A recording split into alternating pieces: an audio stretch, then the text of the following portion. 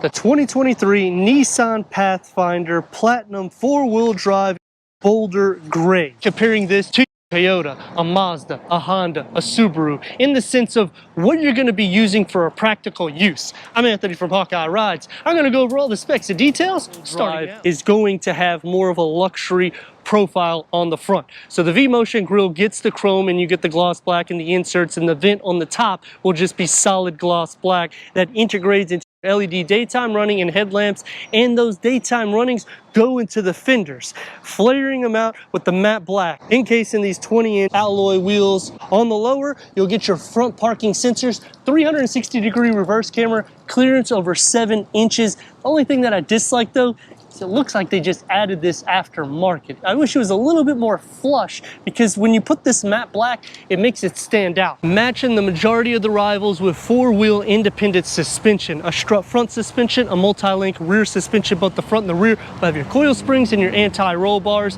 The chrome on the lower with the Pathfinder badging, and on the lower part of your windows. Raised roof rails at 165 pounds, and I do like that they give you these little areas here, so it makes it easy for tie downs.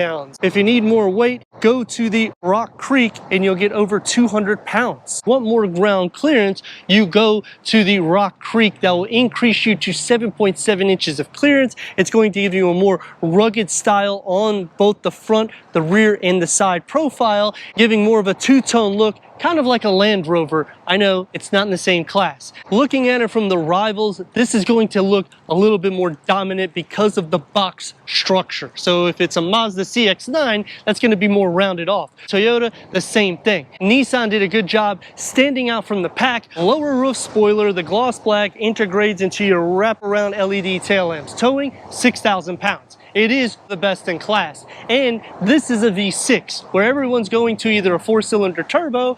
They still keep the performance underneath it. Power tailgate to go inside, 16.6 cubic feet. We have a 12-volt charger, and you have a dividing storage container underneath the floor. The rear bench split folds at a 60-40 split in the back, increasing cargo to 45 cubic feet. Split fold the second row bench at a 60-40 split, maxing the cargo to 79.8 cubic feet. 3.5 liter V6.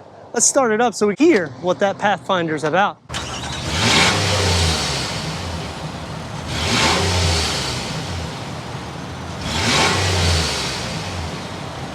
And they back the performance of a 3.5 liter V6 producing 284 horsepower with 259 pound-feet of torque. That's paired to a 9-speed automatic transmission, achieving 20 to 25 mpgs. That's good for a 0 to 60 under 7 seconds. The Nissan Pathfinder Platinum 4-wheel drive. Headroom is going to be 42.3 inches. Legroom, 44.3 inches, which is more than the majority of the rivals. Tropical storm warning in about 30.7 miles from current location.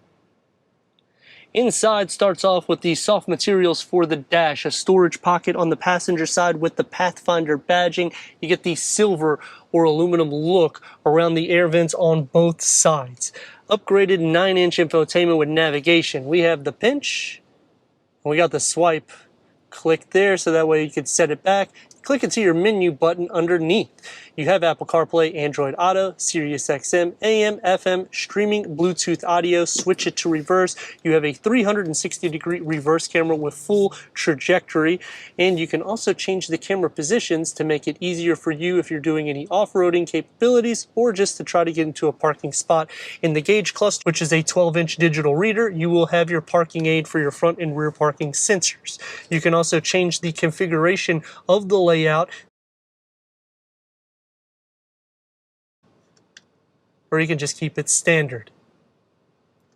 You can also toggle through because you have an array of information for the driver. Leather wrap 3-spoke steering wheel with the flat bottom, multi-function. You get the gloss black and those paddle shifters to give that sport feel. Dual climate control settings, and your ventilated and heated seat switches with the heated steering wheel, USB-A and USB-C port with the 12-volt wireless charging pad, the new gear lever that was implemented last year. You have a little storage pocket here for your key fob, or if you want to put your phone upright. Cup holders, you can easily fit a 32 to 44 ounce Pathfinder badging.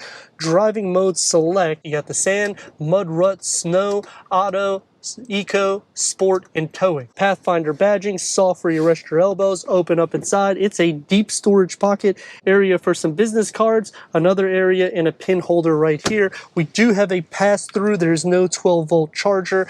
Going onto the door panel, you'll get the soft materials, memory for the driver, one touch up and down for all your windows, soft for your elbows, and it kind of pushes outwards. A large storage pocket going inside to your leather-wrapped chestnut color 10-way power adjustment for the front seats. The pano moonroof is a little smaller than the prior gen, but it goes to the second row. Let's see how I look back there. For the second row, I'm at 39.6 inches of headroom, 35.5 inches of legroom. You sit up quite a bit compared to the front seats. Elbows are going to be soft, your third climate control, 2 USB ports, a 12-volt storage behind both of the front seats.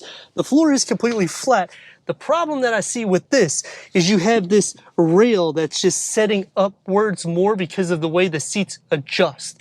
So it gives you an extra maybe 2 to 4 inches higher, and it gives you less feet space. Going into the door panel, you have your manual sunshades, air vents in the ceiling, soft materials for the door panel, and it's even soft for your elbows, one touch up and down. Storage pocket here for some bottles, and you could also put some storage here for the grab handle and another little storage container there on the bottom. Sitting into the center, headroom is not an issue. Leg space is a little bit because I'm against the back of the front seats in the position I'd be sitting. You are going to be sharing feet, butt, and shoulder space. Because of that rail, like I was saying on the sides, it puts your feet against the front. The nice thing though is you can adjust these seats. So if we slide over here and we want to put someone in the back, we slide it up all the way, I can't fit here. But if we slide it in the middle, I could still fit here, and in the center, I actually have a little bit more leg space. We can also recline this, in which I wouldn't be able to fit at all in the back seat. Enter into the third row, push the button, slides forward, 2 cup holders, USB port. The window is pushed back, air vents in the ceiling. For the third row, I'm at 37.8 inches of headroom, 28 inches of legroom, which is the best in class comparing to the majority of the rivals. Sitting into the center, headroom is not an issue. Legroom isn't necessarily, but feet space is because of the way the rails are for the middle. 284 horsepower is a 3.5 liter V6. Is it going to be powerful enough? If you need more horsepower and torque, you go to the Rock Creek, which will give you 11 more horsepower and torque. Turn radius at a stop point more or less is going to get about 2 lanes. When you option that particular vehicle, it will also increase your ride ground clearance at 7.7 inches, where this is at 7.1 inches. You'll have your off-roading suspension. This is going to be more of a luxury day in and day out drive. Now there is 3 things I like and 3 things that I dislike, because anything more than that, I'd be buying this Pathfinder. To start off with, the car-like drive, which you're going to see throughout the review, it really is smooth. And look,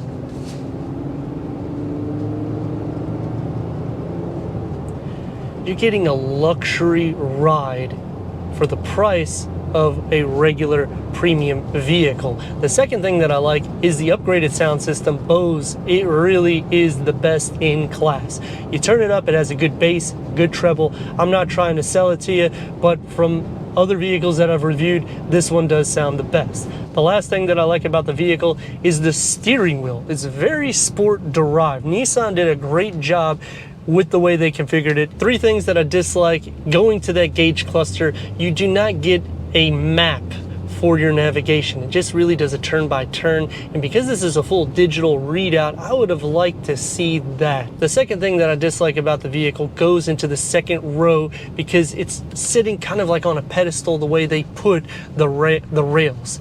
So you don't have a lot of feet space, and then it also takes away leg space in the third row from the prior gen. You also lose that pano moonroof. It doesn't even go all the way to the back seats. The last thing that I dislike, you have to go to the Rock Creek in order to get that 11 horsepower more. They don't give you another option to give you more performance underneath the hood. And I would have liked to see that with this, because when I go platinum, I'm looking for a day in, day out, something to get me to where I need to be quickly with sport and luxury attributes. I don't want something that's off-road oriented. Going to the rival perspective, this one will be very composed. The dual pane windows in the front do help. The 20-inch wheels, it doesn't really offset the ride quality. The height to it, you do feel lower than the Rock Creek. That one sets up a little bit higher, and I actually do like the clearance to that one just a touch better. Comparing it against Subaru, I think they do a great job with the Rock Creek because they give you those tubular roof rails, in which increases the weight that you could put on top.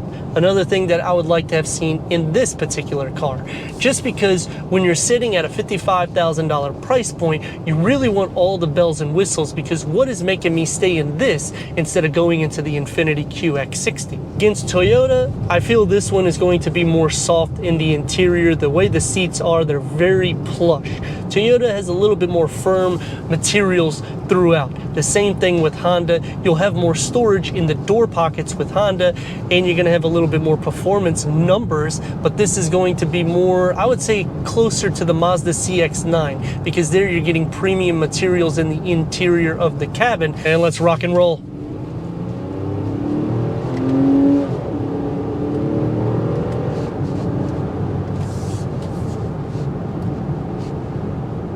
The road noise does filter in, but it isn't a significant amount that's going to make me say I need to buy a different vehicle, because even if you get into the Infiniti line, you're going to have the same sound deadening. So you're getting a bargain when you think about it. Yes, you're going to lose a year of warranty because Infiniti is a luxury line, whereas on Nissan you'll get your basic 336. However, you're getting all the components that you would get in that vehicle in this for at least $10,000 savings, considering this is fully loaded. No CVT transmission, so 9-speed. When you go into Mazda, it's a 6-speed. When you go into Subaru, you're going to get a CVT lineartronic transmission. This is going to have a little bit more in the sense of getting up and go, and for going on the highway, it's going to keep going, whereas the Mazda starts dying down because of the turbocharge. Styling elements on the exterior, I like the two-tone look a little bit better than this particular one. That's the way I would go. The color is nice, just I wish they had a little bit more gloss black around it and gave us that increase of ground clearance, because I do like to sit up a little higher up when I'm in an SUV. I like to thank Brandon Nissan for giving us this 2023 Nissan Pathfinder Platinum 4R car review. If you're already a subscriber, thank you for being part of the Hawkeye community. If not, I don't know what you're waiting for. Click the next video, the subscribe button. Check out the Details merchandise website and everything we do here at Hawkeye Rides.